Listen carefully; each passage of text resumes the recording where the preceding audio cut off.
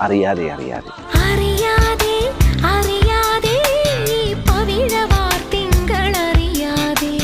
ഘനഗാംഭീര്യമായ പദങ്ങൾ ഒരുക്കിയ ഗിരീഷ് പുത്തഞ്ചേരിയുടെ ഓരോ പദങ്ങളും എത്ര മനോഹരമായാണ് ജയേട്ടൻ ഇതിൽ പാടിവെച്ചിരിക്കുന്നത്.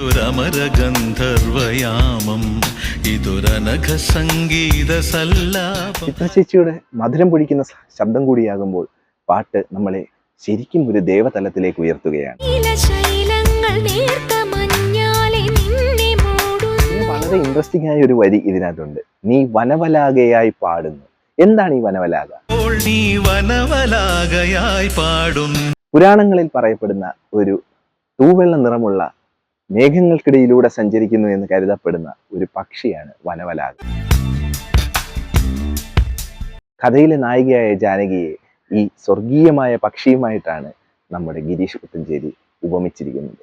എത്ര മനോഹരമല്ലേ!